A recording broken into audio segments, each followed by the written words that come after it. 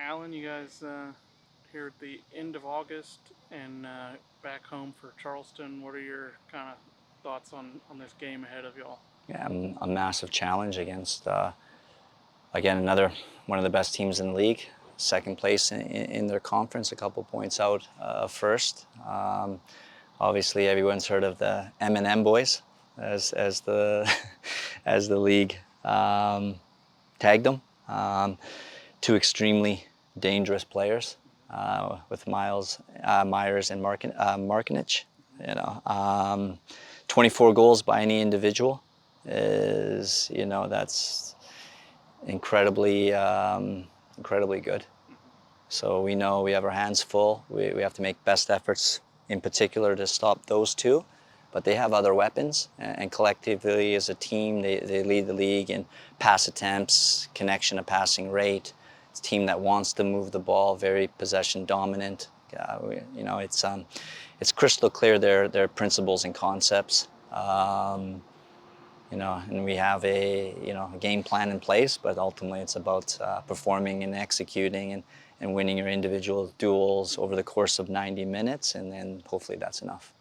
You guys, aside from the PK last week, you've been on a pretty good run of form the last couple weeks. How do you kind of carry that over with this home game? Yeah, to be clear, from a defensive standpoint, we've been very, very good. Again, you've conceded one goal, which was a PK, in the last 3 games against 3 good opponents. To me, that's objectively speaking, from a defensive standpoint, very, very good.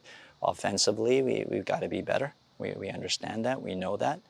But you have to build on some foundation, and then also context, as I mentioned, is important to bring up. We had 8 players out against Sacramento. In the story of our season, we have anywhere from 7, 8, 9 players out per game, and that just those people are rotating, but that number is staying pretty consistent. And this is a massive challenge, and you do that to any team in this league. Let's see how they do. And our guys are still competing, still fighting. There's a lot of hope, belief, optimism within the group. But it is a massive challenge. It's a difficult one. We had, I think it was Lucho I talked to and asked, obviously you want to win every game, and a win is a win. It's always 3 points, but how much more do you think it would mean for you guys? How much would it boost the confidence if you were to get a win against a team like Charleston compared to just maybe any other team? Yeah, I think it's always helpful. I think you've stated in all professional sports, wins can change the mindset, mood very, very quickly.